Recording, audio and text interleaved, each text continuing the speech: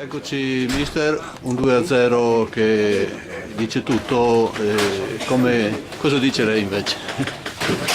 Dico che nel calcio chi sbaglia paga e noi abbiamo sbagliato, abbiamo fatto due grossi errori sui due gol del Favaro. Nel primo tempo ho fatto un grosso errore, poi abbiamo lasciato un avversario a 3 metri dalla porta da solo, e nel secondo tempo lo stesso, il gol del raddoppio è stato una serie di errori gravi da parte di un po' tutta la linea difensiva, e questo chiaramente si paga contro squadre buone come lo è il Favaro.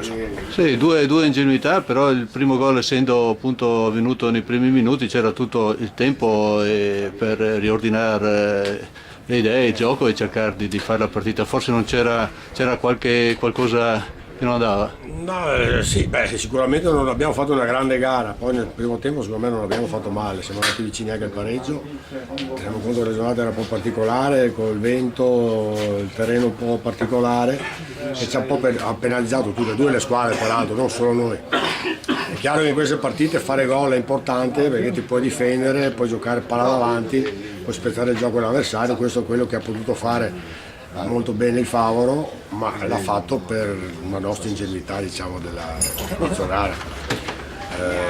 Nel secondo tempo poi è chiaro che perché la partita era sull'1-0, eravamo in gara, preso il 2-0, ci abbiamo provato fino alla fine, ma chiaramente ormai era difficile oggi sicuramente. Allora, per chiudere, buttando un occhio su domenica prossima con la capolista, con che spirito ci andiamo?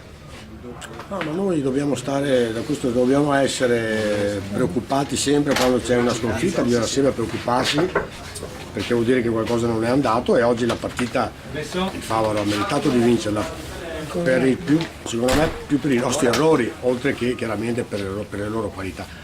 Bisogna fare tesoro di quello che si fa e pensare sempre al martedì per riprendere, per cercare di rimettere in ordine quello che non è andato bene per fare la prossima partita meglio di questa. Grazie.